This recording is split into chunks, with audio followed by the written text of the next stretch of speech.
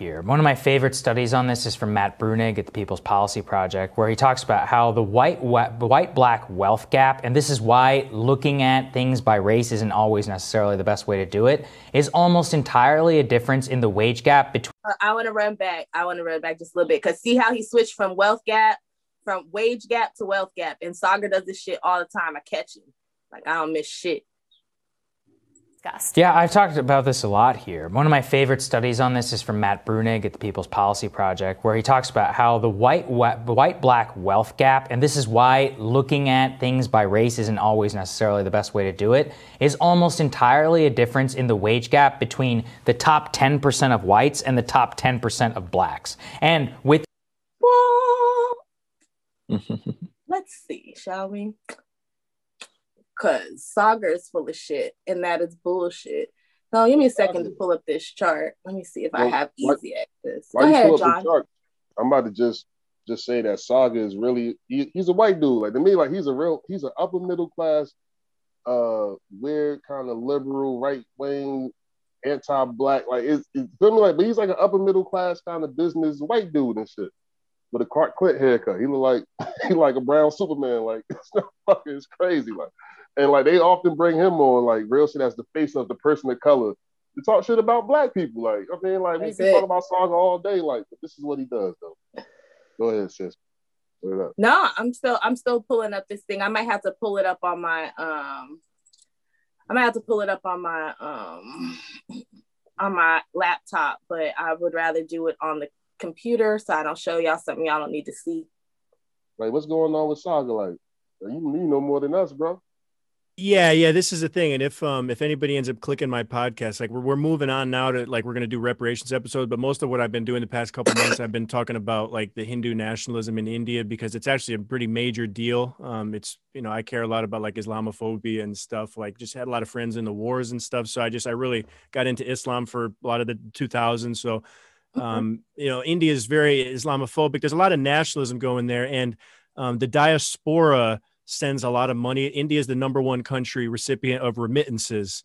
And it's funny, a lot of the reparations arguments sometimes will mention that, like a lot of this money goes out of the country. So India gets multiple billions of dollars, and America has the highest earning Indian demographic of the diaspora in the world. So like what happened in the 1970s is that, I'm speaking, I have a podcast. I've interviewed a lot of people. I'm not like an India expert, but I'll definitely give you my take. Like, there's religion, there's culture, but there's caste, and is really unique. And people have really liked, especially, I don't like Isabel Wilkerson's book. I mean, it's cool, but like a lot of people try to insert caste.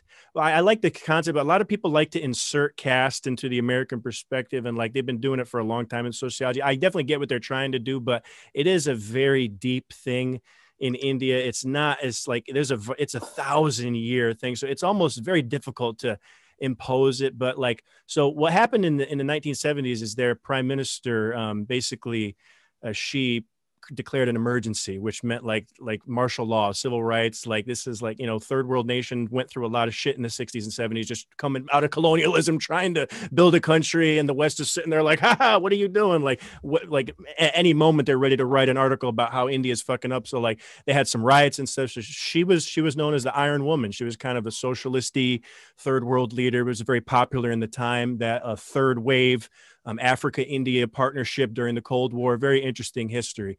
We don't, South Asia, very interesting region. They really did a beautiful democracy there. But in the 70s, she had to declare martial law for a couple of years. So basically, most of the upper caste, which would suffer most from the martial law, they fled over to America. So because of that, now I don't want this to come off like the wrong way, but you could look this up yourself. Because of this, I'm not trying to generalize. Most Indian Americans in America are part of that upper caste clue. And the ones that you see now are the second generation that came in the 70s. So these 70s upper caste people came with insane amounts of wealth, because after India declared independence, it didn't go the way of China, like land reform and giving land. It didn't go the way of certain African nations, like more of a, I would maybe authoritarian rule. It went towards a democratic deal, and Prime Minister Nehru made a deal with the upper caste, with the landowners, with the wealthy. So, the peasants didn't really. That's why people in India, still 2/3 of them are living on $2 a day. So it's like the upper caste got out really well. So for 30 years, they were all right. So in the 1970s, all the upper caste really came to America, most of them, Canada, things like that. So their kids are now Saggar's age. So I don't want to generalize, but I'm just telling you, a lot of these commentators you see, Zaid Jilani, Saggar, and Jetty, again, don't take this the wrong way. A lot of the Indian commentators you see, they're not representative of what a Dalit would be in America, which in the 70s, the Dalit Panthers were a thing in India. They were with the Black Panthers. So the Dalit and the Black struggle, a Dalit is an oppressed Indian, a Dalit, which is a low caste Indian, an untouchable, but what you see in America is mostly upper caste. You can tell, like, you guys know light skin versus, like, there's a skin element there, but there's also a last name. His last name in Jetty is a very upper caste name. Indians will know this. So there's a lot going on there and Americans, what I found in my podcast covering this, Americans really don't know any of this. The past 20 years, we've been really focusing on bombing the Middle East. I get it. But we're starting to learn about China now. But, there's a lot of culture in the subcontinent. So I'm glad I've been able to talk about that. I respect, the country and the culture of India and Pakistan. It's a really fascinating place as a revolutionary nation. It doesn't really get a lot of credit. And it's and there's 1.5 billion people in the country, and they pulled it off, thousands of languages. Like, you talk about multiculturalism, and, they, a lot of those indentured servants came in Latin America as well. And, when the Britain freed the Black slaves in the 1830s, right? Because they were too revolutionary. So they brought over the docile Indians. So, the Indians were basically slaves in Latin America. So, those were the Indians we want to talk about, the Dalits, but what mostly gets platformed in America and who writes the articles and stuff are upper caste India. And the Hindu America Foundation, which is their big advocacy group, they're basically an upper caste group, and they defend the nationalist government in India. So there's a lot of weird things. If you guys listening have any Indian friends or stuff, you could ask them about Hindu nationalism. They'll probably give you a multi-hour rant as well, because it's very deep, and it's very, and the diaspora is very powerful. So I wouldn't trust a lot of what he has to say on race and stuff, because the upper caste of India really it's an oppressor. It's an oppressive group. It's 1,000-year oppressive group. And like white people, like myself, there's a lot of kind of that white fragility, white guilt. When you ask them about the caste system, the retort will be to blame the British, blame colonialism. There is an argument there, blame the Muslims. A lot of them will say, like, caste doesn't exist. None of this is. So like white people, like the plantation owners after Civil War, they would, deflect and things like this. So I think a lot of people see brown and they think oppressed, but they don't realize that, like, Cubans and Haitians are different, like upper caste Indians are very different from Dalits. And if more people saw them as an oppressed group, as a white person, this is a very difficult conversation for me to have. I'm trying to word it so carefully. My heart's racing. I'm walking on eggshells because commenting on a brown, it's just weird now, man. It's weird. So that's the end of my rant. I hope it helped a little bit, but no, I think that was very informative. I tried. Yeah. So thank you. Appreciate that, man. So this is why I hate Shaggy, as John C. likes to call him. So this is the bullshit ass chart that Matt Brunig did that he likes to use. So if you look at this chart, you would think, oh, well, Black wealth and white wealth is exactly the same. But the top chart, that is white people, is splitting $1 trillion at every fucking decile. A minimum. Whereas Black people, so white people have 100 trillion, right? 100 trillion. That's the top, 100 trillion. We have 300 billion. So even though this graph looks just alike, we're not sharing the same pool of money.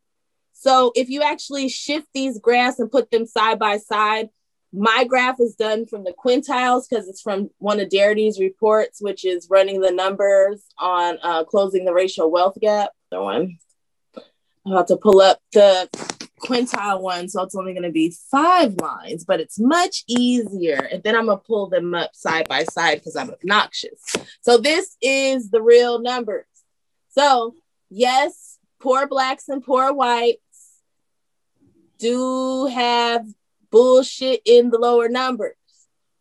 Oh, this isn't the right chart. Is this my full chart? No, this is my full chart. Yeah. Why do I only have 3 things here though? I don't like this one. Oh, that's why. Okay.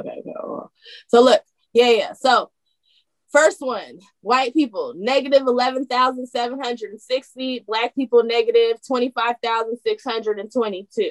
Yes, we're both negative, but you still have less debt. So, but hey, I am all for fixing and getting everybody right here the hell up out of there. We're not going to call it reparations though, but you're going to need to give me my reparations first.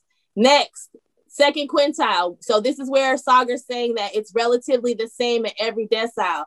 So if that's the case, if you have 51 grand, I want you to trade me for 2,300. So black people got 2,300 and white families in the second quintile have a little over $51,000, right? Let's move on to the third quintile. White families have over $171,000, damn near 172. Black families are a little under 20,000. So this is the wealth gap.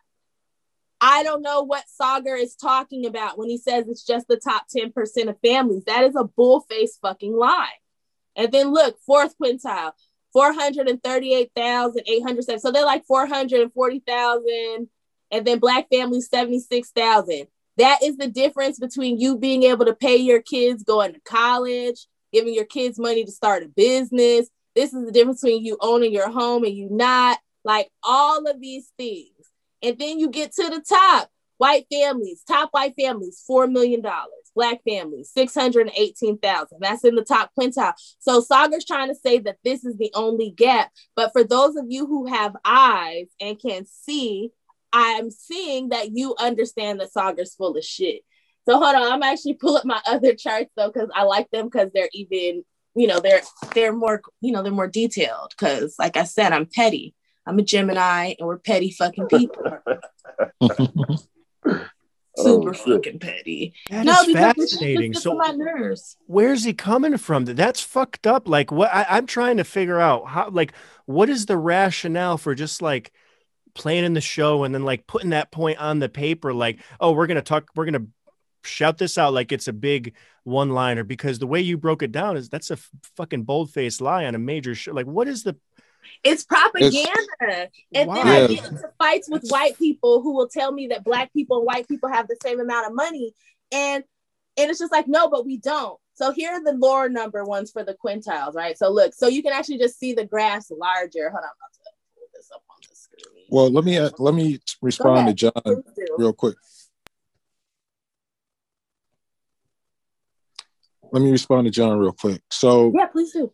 Yeah, the whole thing with all this comes from Matt Bruenig.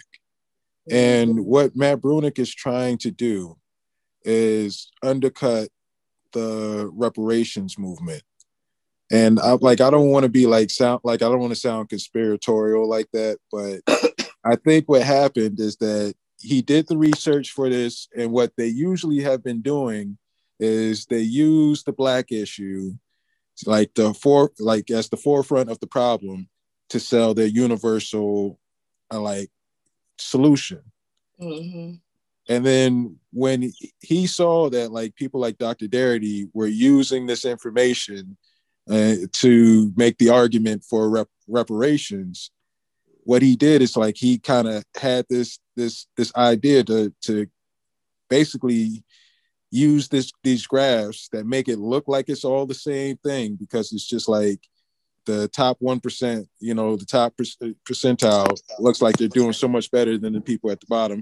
And because he was able to make the graph look like that, he just pushed this idea out there that it's all the same issue. The problem is the rich people among us, and we just need to do wealth redistribution to solve all of these problems. So that's what they're doing. It's propaganda to be like, we're not going to deal with this race issue at all.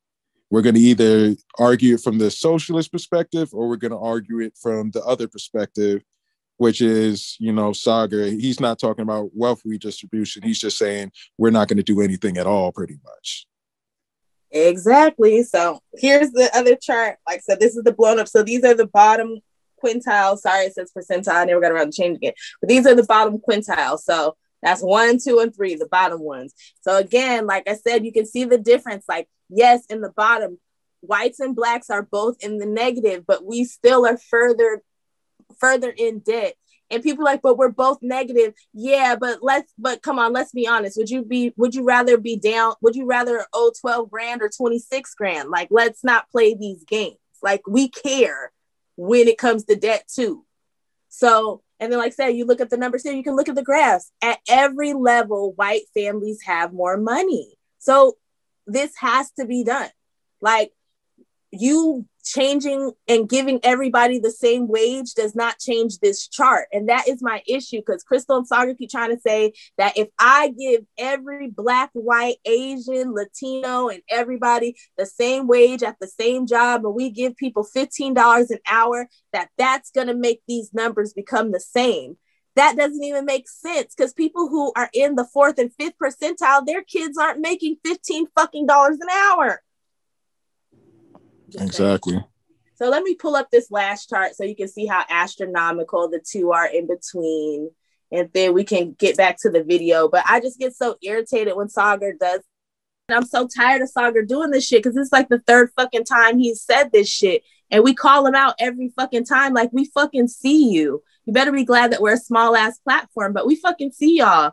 Like, y'all are on some bullshit and you're pushing like propaganda, but you want to sit here and talk about Fox News and CNN, but y'all doing the same shit. And that's why I don't fucking respect you.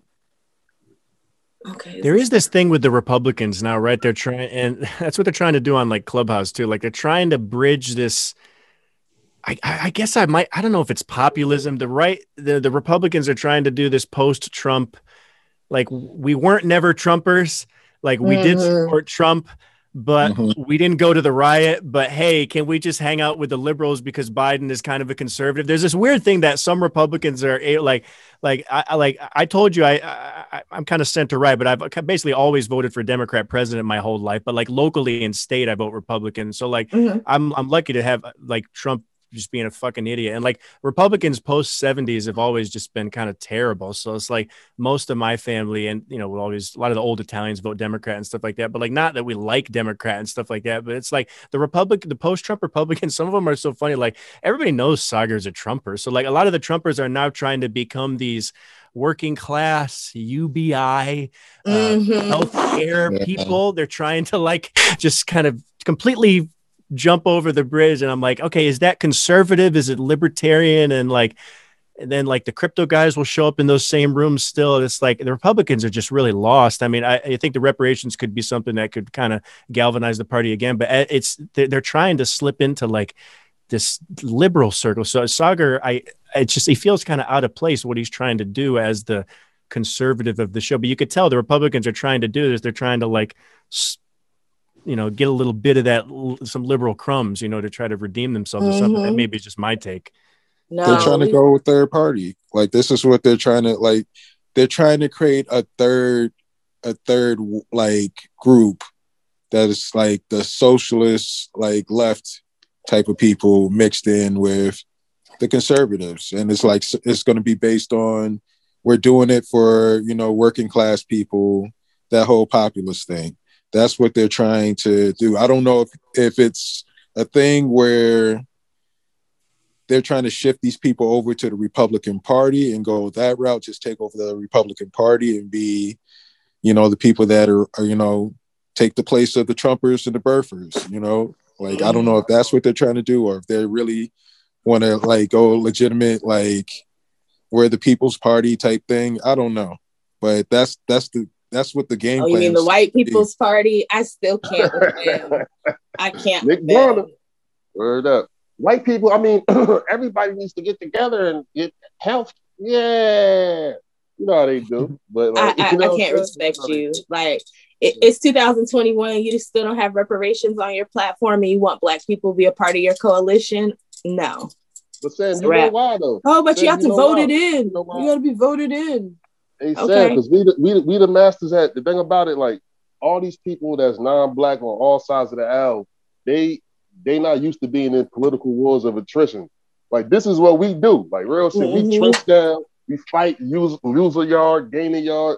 So everybody knows how in century how important it is to try to get Black people on your side. Like, and not only that, because you know wars is won by winning their hearts and minds. So using our story to push whatever the fuck you want to do is important too, because you already know our story is so deep that using that, whether you want to do some Richard Nixon shit where he wanted the UBI, where it comes like down to like, if you make under the poverty level, under the certain kind of threshold, then your tax return would be like $30,000 or some shit, like some type of UBI shit like that.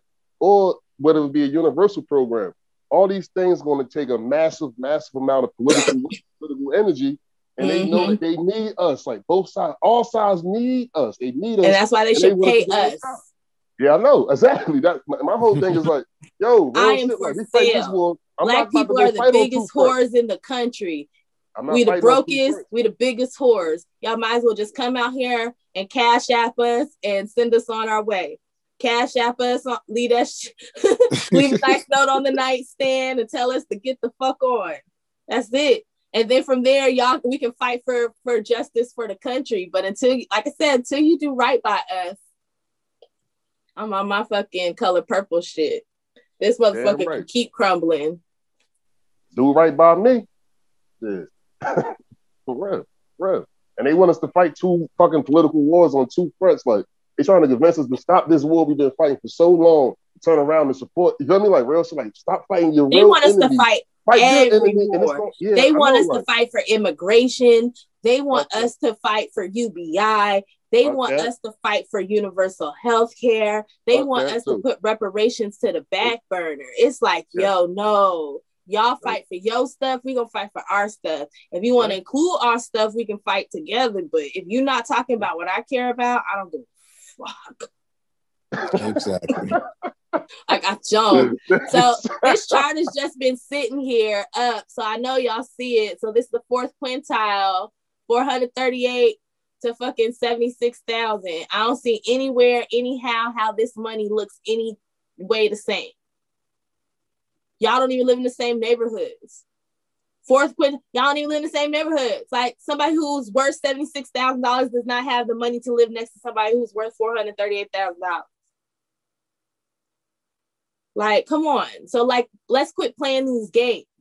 And this is why I get irritated when y'all be like, well, universal programs, but you're not talking about doing any universal programs that fix, that actually does something for the people on the bottom. Like, you know, I still want reparations, but if we were sitting down having a real conversation about these people who are at the bottom of the spectrum and saying, okay, so how do we get these people down here, like not just the negative, because I think we should be going further than just the first fucking percentile, but like, how do we do, God damn it, I pulled the wrong one, or at least the wrong one came up. Sorry, hold on. Give me a second. That's why I'm trying to have stuff pulled up. You can tell I have not been on my computer. That's what happens when you go on vacation for a month. Come home, can't find nothing. It's this one. Doing great. Being behind the Reset Race studio is pretty badass, I have to say. It's pretty cool. Yeah, you know, I feel like we've been pretty good today. I like it. I feel like we've been pretty good today. I like it. I feel like I've been relatively tame. Sam, you've been, Sam been nah, real shit. Sam, she a little tame. Like, I think when the video goes on, she won't. But she been kind of tame though. I know a lot of people like, wow, this is her tame. Yeah, this is her tame. Yeah, that's me tame. So yeah, so I just want to, but like, so when they talk about doing wealth redistribution, right? But they never say like, how are we going to do wealth redistribution? They always talk about free college, housing vouchers. What's the other fucking thing? That's it, right? And baby bonds, right? So no, they don't even talk about baby bonds like that. Like Cory Booker was the only one that went for it. Yeah, and then that shit died, right? So my whole thing is like, okay, so how does free college help these people who are in the negative? Like, you still got to work when you go to college. You still got debts. Most people drop out of college because they got other bills and other debts they got to take care of, or they have other survival shit going on. So how does free college help that? Like so my whole thing is, you're not even talking about shit to get white people out of poverty. If you would focus on getting we're just going to focus on poor people of all races. If you just fucking did that, a lot of Black people would get slapped in the face with a trickle. You understand what I'm saying? Like, let's just start there. And then at least you would give people a starting point to start fighting for. But you keep talking about how we should just do universal programs and free college. But we have all these fucking reports that show that umbrellas don't make it rain. Free college does not move you into another tier of society. It doesn't automatically do that for you. A lot of it still has to fucking do with your network.